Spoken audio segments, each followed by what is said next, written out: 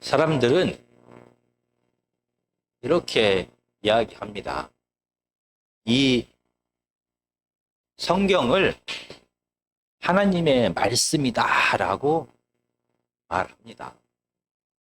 비록 여러 하나님의 사람들이 이 하나님의 말씀을 기록했지만, 그리고 이 말씀이 기록되고 수정되고 하나로 모아지는 모든 과정 속에서는 성령님께서 함께 하셨습니다. 그래서 이 하나님의 말씀은 온전하게 하나님의 뜻이 무엇인지를 알게 합니다. 그래서 사람들 눈에 보기에 중요하지 않은 것 같은 그러한 구절 속에서도 하나님께서는 하나님의 뜻을 그 안에 감추어 놓으셨습니다. 오늘 본문에 베드로의 이 말이 그와 같습니다. 마가복음 9장 5절을 우리가 다 같이 함께 읽도록 하겠습니다. 신약성경 68페이지 마가복음 9장 5절입니다. 시작. 베드로가 예수께 고하되 랍비여, 우리가 여기 있는 것이 좋사오니 우리가 초막 셋을 짓되 하나는 주를 위하여, 하나는 모세를 위하여, 하나는 엘리야를 위하여 하사이다 하니. 지금 본문에서 베드로와 야고보와 요한은 예수님과 함께 헬몬산 꼭대기에 도달했습니다. 그리고 베드로가 갑자기 초막을 짓겠다라고 이야기합니다. 이 초막은 우리가 잘 알고 있는 것처럼 광야 시대에 하나님의 성전을 성막, 초막이라고 그렇게 말합니다. 정말 하나님께서는 광야 시대에 이스라엘 백성들에게 시내산에서 강림하셔서 이스라엘 백성들과 함께 살기를 원했습니다. 그래서 이스라엘 백성들 삶 중앙에 하나님께서 성막을 만들라라고 명령하셨습니다. 그리고 하나님께서는 그 성막에 임재하셨습니다. 그런데 오늘 본문에서 바로 베드로가 그 성막을 짓겠다라고 말을 하고 있습니다. 그리고 9장 6절에서는 마가복음은 이렇게 이야기합니다. 이는 그들이 몹시 무서워하므로 그가 무슨 말을 할지 알지 못함이더라. 지금 베드로와 요한과 야고보는 헬몬산에서 놀라운 광경을 보게 됩니다. 그래서 그들은 너무나 두려워 떱니다. 그래서 베드로가 지금 무슨 말을 하는지 알지 못했다라고 말합니다. 이 말은 베드로가 지금 두려워서 그가 하는 말이 무슨 말인지도 모르고 그 이야기를 했다라는 뜻으로 해석할 수도 있습니다. 그러나 그렇지 않고 베드로가 자기가 하는 말의 진정한 의미를 온전히 이해하지는 못했다라고 해석할 수도 있습니다. 지금 이 본문 속에서는 하나님께서 베드로의 눈을 뜨게 하여 예수님이 누구인지를 알게 하고 있습니다. 예수 그리스도의 사명이 무엇이고 그 사명을 어떻게 이루어 가실지에 대하여 하나님께서는 제자들의 눈을 떠서 보게 하고 있습니다. 이런 배경 속에서 이 베드로가 성막을 짓겠다라는 그 의미가 무엇인지를 우리가 찾아가도록 하겠습니다. 먼저 지금 베드로와 요한과 야고보는 무엇을 보고 이렇게 놀라워 두려워 떨고 있습니까? 베드로와 야고보와 요한은 예수님과 함께 높은 산에 오르게 됩니다. 이 높은 산은 당시 팔레스타인에서 가장 높은 헬몬산으로 2826m나 된다라고 사람들은 말합니다. 이 헬몬산에는 당시에 이방 신들이 직접 그 산에 거했다라고 사람들은 이렇게 말합니다. 그래서 헬몬산 바로 밑에 있는 빌립보 가이사라에는 많은 이방 신전들이 있었습니다. 이 헬몬산에 예수님께서는 세 명의 제자들을 데리고 오르셨습니다. 그리고 헬몬산 꼭대기에 올랐을 때 하나님께서는 예수님이 누구인지를 이 세 명의 제자들에게 보여주셨습니다. 예수님은 육체를 입고 있습니다. 이 흙에 감춰졌던 예수님의 진짜 모습을 하나님께서는 그대로 드러냈습니다. 제자들은 세상에서 한 번도 보지 못한 하나님의 형상을, 하나님의 영광을 보게 되었습니다. 바로 예수님은 살아계신 하나님이셨고 하나님의 살아계신 아들이었습니다. 이렇게 그들은 하나님께서 눈을 뜨게 하셔서 예수님께서 하나님이심을, 예수님께서 신성을 가지신 하나님의 아들이라는 것을 보게 됩니다. 더 놀라운 것은 바로 그들과 함께 모세와 엘리야가 예수님과 함께 이야기하는 것을 예수님의 세 명의 제자들은 보게 됩니다. 왜 많은 구약의 선지자들 가운데 하필이면 모세와 엘리야가 지금 이곳에서 예수님과 함께 이야기하고 있는 것입니까? 신명기 18장 15절에 보면은 종말에 하나님께서 모세와 같은 선지자를 보내겠다라고 약속하셨습니다. 그리고 말라기 4장 5절에 보면은 엘리야를 보내서 메시아가 올 것을 예비하게 하겠다라고 말씀하십니다. 이렇게 종말에 임할 그러한 상황을 지금 하나님께서는 세 명의 제자들에게 보게 하신 것입니다. 바로 종말에 임할 그 메시아가 바로 눈앞에 보이는 하나님의 형상을 입은 하나님이신 예수 그리스도다라는 것을 제자들은 보게 된 것입니다. 하나님께서 제자들의 눈을 떨어서 예수님께서 하나님의 살아계신 아들이고 그 신성을 가진 하나님임과 동시에 그분이 바로 종말에 오실 메시아라는 것을 깨닫게 하셨습니다. 베드로는 이렇게 지금 종말의 배경 속에서 내가 성전을 짓겠습니다, 내가 처소 셋을 짓겠습니다 라고 말하고 있습니다.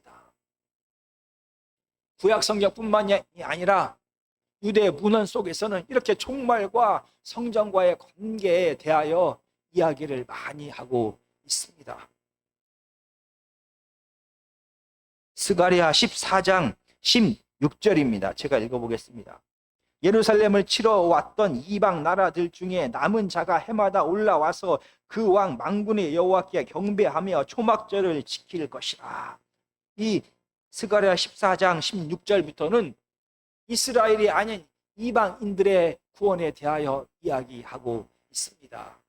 이방인들이 예루살렘에서 초막절을 지키게 될 것이다 라고 합니다. 이는 단순하게 이방인들이 초막절을 지킨다라는 뜻이 아니라 하나님께서 이방인들 가운데 임재하셔서 다스리기 시작할 것이다. 하나님께서 이방인들 가운데 하나님의 성전을, 하나님의 성막을 세우실 것이다 라고 예언하고 있습니다. 이 구약의 이런 예언뿐만이 아니라 유대 문헌 속에서는 마지막 종말에 하나님께서 광야 시대 이스라엘 백성들 가운데 함께하기 위하여 직접 성막을 지으시고 임재하신 것처럼 종말에 하나님께서 직접 이 하나님의 언약 백성들 안에 임하셔서 그들과 함께하기 위하여 성전을 직접 세우실 것이다 라는 이야기를 유대 문헌들이 하고 있습니다. 바로 이런 종말과 성막과의 관계 속에서 베드로는 지금 변화산에서, 헬몬산에서 종말의 모습을 미리 보고 있습니다. 그래서 베드로는 내가 성전을 짓겠습니다 라고 이야기를 한 것입니다. 많은 사람들은 베드로가 어부이기 때문에 무식하다라고 생각을 합니다. 그러나 당시 이스라엘 백성들은 하나님의 역사에 대하여 다 알고 있습니다. 이 구약은 이스라엘 백성들의 역사입니다. 그래서 베드로 역시 현재의 어떤 구약학자가 가지고 있는 지식보다 더 많은 이 구약에 대한 배경과 지식을 알고 있습니다. 그래서 그는 이미 종말과 성전과의 관계 속에서 내가 성전을 짓겠습니다 라고 이야기를 한 것입니다. 하나님께서 예수님이 누구인지를 알게 하기 위하여 제자들의 눈을 뜨게 했습니다. 그러나 베드로는 눈을 떴으나 온전히 이 종말과 성전과의 관계에 대하여 온전히 이해한 것은 아니었습니다. 베드로가 이해하지 못한 것이 무엇입니까? 베드로는 자기가 성막을 짓겠다라고 말합니다. 아닙니다. 성막은 하나님께서 직접 지으십니다. 그리고 이미 성전을 지으셨습니다. 베드로가 이 성전을 깨닫지 못하고 알아보지 못했을 뿐이지 하나님께서는 이미 성전을 지으시고 이 성전을 통하여 이스라엘 백성들과 함께하고 있습니다. 마가복음 1장 10절입니다. 곧 물에서 올라오실새 하늘이 갈라짐과 성령이 비둘기같이 자기에게 내려오심을 보시더니, 예수님께서 침례를 받으시는 광경을 기록하고 있습니다. 하나님의 영인 성령님께서 내려오셔서 예수님 안에 임재하셨습니다. 성전은 하나님께서 거하시는 곳입니다. 이렇게 예수님께서 침례를 받으시는 그때 온 세상에 공식적으로 성령님께서 예수님 안에 임재하셔서 예수 그리스도가 성전 되심을 선포하신 것입니다. 그리고 마가복음 15장 29절입니다. 마가복음 15장 29절은 예수님께서 스스로 이렇게 이야기했다라고 사람들은 말합니다. 지나가는 자들은 자기 머리를 흔들며 예수를 모욕하여 이르시되, 아하, 성전을 헐고 사흘에 짓는다는 자여. 이 이스라엘 백성들은 예수님께서 하신 말씀을 기억하고 있습니다. 바로 예수님께서 스스로가 내가 성전됨을 선포했습니다. 그래서 이 성전된 예수님의 죽음과 부활에 대하여 말씀하신 것입니다. 이렇게 이미 하나님께서 이스라엘 백성들 한가운데 임재하셔서 이스라엘 백성들과 함께하기 위하여 예수님을 살아있는 성전으로 세우셨고 그 안에 함께 하시면서 이스라엘과 함께하고 있는 것입니다. 베드로와 제자들은 예수님께서 살아있는 성전됨을 알지 못했습니다. 그래서 베드로는 오늘 본문에서 내가 예수님을 위하여 성전을 짓겠습니다 라고 말하고 있는 것입니다. 베드로가 예수님을 세우고 예수님을 지어가는 것이 아닙니다. 오히려 마가복음에서는 예수님께서 제자들을 선택하시고 이 제자들을 예수님과 같은 성전으로 세우셨고 성전의 모습으로 세워가고 있다라고 말하고 있습니다. 오늘 베드로는 이렇게 말합니다. 성막을 세우겠다. 이 세우겠다라는 말은 창조하다, 짓다라는 뜻입니다. 이 동일한 단어가 예수님께서 제자들을 향하여 사용하고 있습니다. 마가복음 1장 17절입니다. 예수께서 이르시되 나를 따라오너라. 내가 너희로 사람을 낚는 어부가 되게 하리라. 내가 너희로 사람을 낚는 어부로 만들겠다, 창조하겠다, 세우겠다라고 말씀하십니다. 그리고 마가복음 3장 14절입니다. 이에 12를 세우셨으니, 바로 예수님께서 12명을 선택하셔서 창조하시고 그들을 세우셨습니다. 이는 자기와 함께 있게 하시고, 예수님께서는 12명의 제자를 세우셨습니다. 그리고 그들과 함께 하셨습니다. 하나님이신 예수님께서 제자들을 선택하시고 그들과 함께 하십니다. 살아계신 하나님이 임재하는 그곳이 바로 성전이 되는 것입니다. 예수님께서는 제자들을 성전으로 세우셨습니다. 그리고 예수처럼 성전과 같은 삶을 살아가도록 지금 다듬어 가고 있는 것입니다. 이렇게 베드로는 하나님께서 이미 살아있는 성전을 세우셨고 그 성전이 바로 예수님이시고 예수님께서는 그들을 세우시고 선택하시고 세우셔서 예수님과 같은 삶을 살아가도록, 예수님과 같이 성전의 삶을 살아가도록 지금 이끌고 계시다라는 것을 전혀 깨닫지 못했습니다. 만약 베드로와 제자들이 예수님께서 성전이다라는 것을 깨닫게 되면 지금 마가복음 9장을 앞뒤로 해서 지금 계속해서 이야기하고 있는 이 예수 그리스도의 죽음에 대한 이야기를 온전히 이해할 수가 있는 것입니다. 마가복음 9장 2절은 이렇게 시작합니다. 엿새 후에 예수께서 베드로와 야고보와 요한을 데리시고 따로 높은 산에 올라가셨더니, 엿새 후에라는 이 말을 통하여 예수님의 지금 변화산의 사건은 앞에 있는 사건과 함께 이야기하라고 얘기하고 있는 것입니다. 앞에 있는 사건이 무엇입니까? 바로 예수님께서는 제자들에게 예수님의 십자가의 죽음에 대하여 이야기합니다. 그러자 예수님의 이 이야기를 들은 제자들은 예수 그리스도의 십자가의 죽으심을 받아들일 수가 없습니다.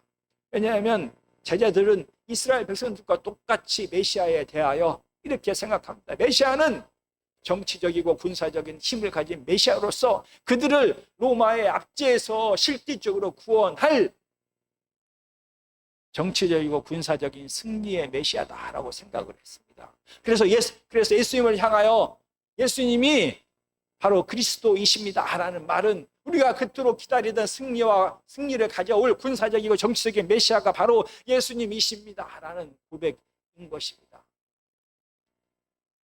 그들은 예수 그리스도의 죽음에 대하여 도저히 받아들일 수가 없었습니다. 그런데 예수님이 바로 하나님께서 이 땅에 세우신 살아있는 성전이다라는 것을 이해하게 되면 예수 그리스도의 죽음은 당연히 받아들여지게 되는 것입니다. 왜냐하면 성전에서는 이스라엘 백성들을 향한 이 대속의 죽음이 행해지는 곳이었습니다.